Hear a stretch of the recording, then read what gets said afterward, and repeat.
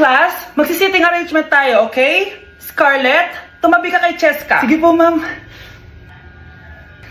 Hi. Oh, bago ka lang ba dito? Oo, sana maging close tayo. Paalala ko lang sa'yo, nasa room na to, ako ang prinsesa dito. Okay? I like your hair. It's giving squatter. Sa subdivision kasi namin, uso ang reband. Ew! 2025 na, naka-Android ka pa din? It's giving blurred cam. So, boyfriend mo pala si Michael? Bakit kanya pinatulan? Sa mukhang yan? Yuck! Ang pangit ng... Okay, class, the nomination for Muse is now open. Ma'am, I nominate myself. Subukan nyo mag-nominate ng iba. Pa-main character talaga siya, oh. Ma'am, I nominate Scarlett.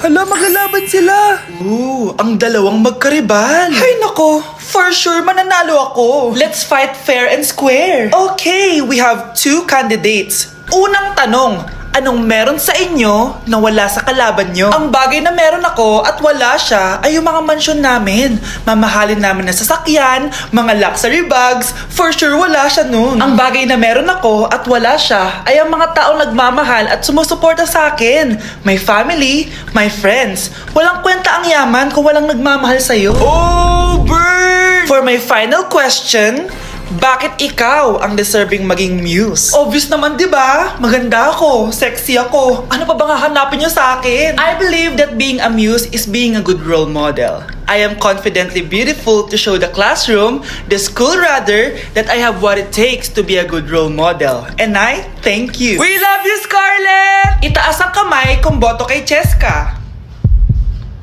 Okay? Itaas ang kamay kung boto kay Scarlett. Okay, Cheska! Panalo ako! Pwede ka na bumalik sa upuan mo! Meron na tayong bagong muse! Si Scarlett! Deserve!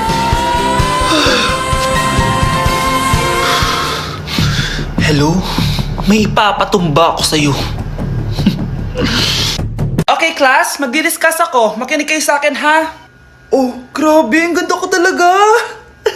Masaya na naman siya, oh. Manda ka sa akin. Ma'am, di ba po bawal mag-makeup kapag oras ng klase? Si Scarlett kasi nagme-makeup po. Lu, pero pag ikaw pwede? Equals to. Ay, oo. Mamaya na yung makeup na yan, Scarlett, ha? Makinig ka sa akin. Aww, di na siya makakapag-retouch. Okay, class. 2 ang naka-perfect sa exam natin. Si Cheska. Expect ko naman na perfect ako, eh. At si Scarlett. Perfect din ako. Talagang nilalabanan ako ng babaeng to. Patingin na test paper mo. Ma'am, di ba wrong spelling is wrong? Mali yung pneumonia niya, oh. Walang P sa una. Ha? Ay, oo nga. Kulang ng P. Hindi ka na perfect, Scarlett, ha? Ayan, ako na ulit ang highest dito sa klase. Kontrabida talaga tong si Samantha sa buhay ko. Bakit di nagre-reply yung jowa ko? Saan na ba yun? Tagal naman ni Scarlett. Saan na kaya yun? Hi, Miguel! Oh, Samantha, samahan mo naman ako sa kantin. Libre kita. Di pwede. Hinihintay ko yung jowa ko. Ha? Nasaan na ba yun? Yay! Sasamahan mo ako!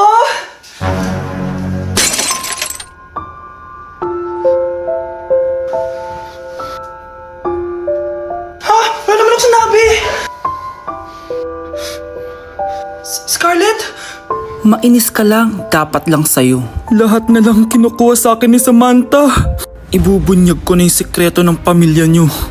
Okay, class, settle down. Ibibigay ko na yung mga exam nyo. Okay, get 1 and pass.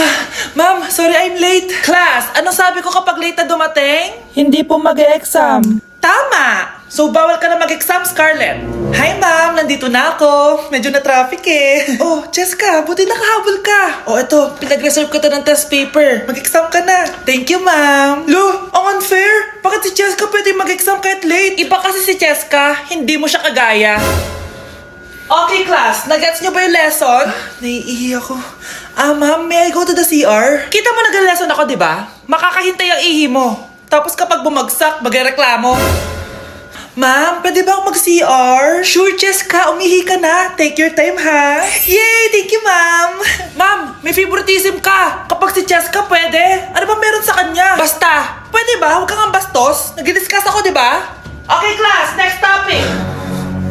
Okay, class. Ang bagong top 1 dito sa klase ay si Cheska. Ha? Ma'am, paano siya naging top 1? Eh ako yung pinakamataas na grade sa aming dalawa. May mga special grades kasi siya at wala ka nun. Anong special grades?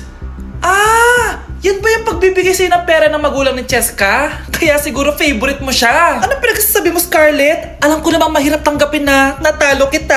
Hindi ka patitigil, Scarlett, ha? Gusto mo dalhin kita sa principal's office? Sige, punta tayo sa principal's office. Ipapakita ko lang tong chat nyo ng magulang ni Cheska. Ito ebidensya, oh. Nagbigay sila ng 100,000 sa'yo. Burahin mo yan! Humanda kayong dalawa sa akin. Nakikiramay po ako sa pagkawala ng asawa niyo. Masakit para sa amin ang pagkawala niya. Kailan pala namin makukuha yung mga ipapamana niya sa amin?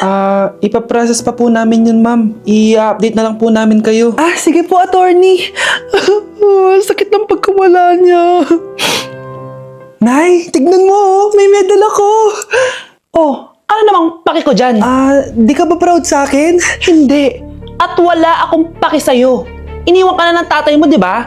Kaya pwede ka na umalis dito. Bakit ka ba ganyan sa akin, Nay? Huwag mo nga ako matawag-tawag na nanay dyan. Kadiri. Hindi kita anak. Ang nanay mo, wala na. Malandi kasi. Nay, gutom na ako. Ay, gutom na baby ko. Wait lang, mag-order ako ng steak for you, ha? Yay, steak my favorite. Ampun lang pala ako. Nasaan na yung totoo ko, nanay?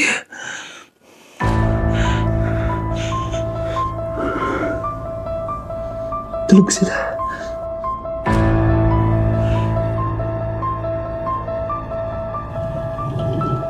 Nasaan na yun?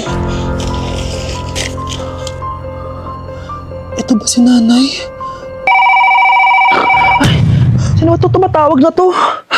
Muntik na yun. Attorney? Hello, ma'am. May update na po sa ipapamana ng namatay niyo pong asawa. Sige. Punta ka dito sa bahay. Sa wakas, eto na yung araw na pinakahihintay ko. Hoy, ikaw!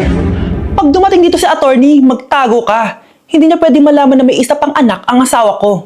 Sige po. Ma'am, nakuha na po namin yung last will and testament ng asawa niyo. Ang nakasulat po dito ay, ang 50% ng kayamanan niya ay mapupunta po sa inyo. Mali ata yan, attorney. Dapat 100% ang mapupuntang kayamanan niya sa amin. Kami lang ang pamilya niya eh. Bali ma'am, ang nakasulat po kasi dito ay ang isang 50% po ay mapupunta sa isa niyang anak. Ano? Baka yan yung isa naming anak na nawala? Oo, sa amin na lang yan. Ako! Ako ang isa pang anak ni Ramon. Baka yan yung isa naming anak na nawala? Oo, sa amin na lang yan. Ako! Ako ang isa pang anak ni Ramon. Akala ko ba nawawala yung isang anak ni Ramon? Attorney naman, huwag ka maniwala dyan. May sakit kasi sa utak yan. Wala akong sakit, attorney! Maniwala ka, please! Kailangan ko pa ng sapat na ebidensya para maniwala ako sa'yo. Sige na, babalik na lang ako. Ito na ba yung bagong bahay ng anak ko? Ikaw babae ka? Sinubukan mo pang agawin sa amin ang kayamanan ng tatay mo? Ang sama nyo, tita! Gusto niyo kunin lahat? Well, hindi naman maniniwala sa'yo sa attorney dahil wala kang ebidensya. Tao po, attorney po ito. Nandiyan si attorney. Halika dito. Ayan, ikukulong muna kita dito sa bodega hanggat hindi ko pa nakukuha ang kayamanan. Yes, attorney! Hawak ko na ang 100% ng kayamanan ni Ramon. Nandito na ang titulo, papeles at cheque ng mga kayamanan niya. Salamat, attorney, ha? Scarlett, hindi ko na alam kung ano nangyayari sa nanay ko. Pero huwag ka mag-alala. Ako bahala sa'yo.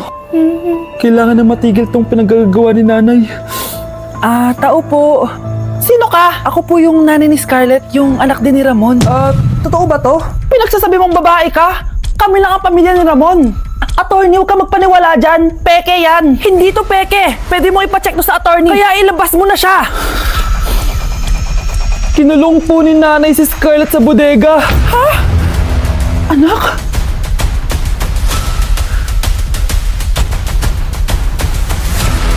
Anak? Walang iya talaga yung tita mo. Anak, sorry kung ngayon na ako nagpakita. Pinakulong kasi ako ng babaeng yan. Deserve mong makulong! Ikaw ang ikukulong namin dahil child abuse ang ginagawa mo. Ano? At hindi mo na din makukuha ang 50% ng mana. Hindi pwede! Nay, masaya ako na nandito ka na. At hindi na din tayo maghihirap dahil sa pamana ni tatay. Masaya din ako, anak. Siyempre kasama ka dito sa Manta.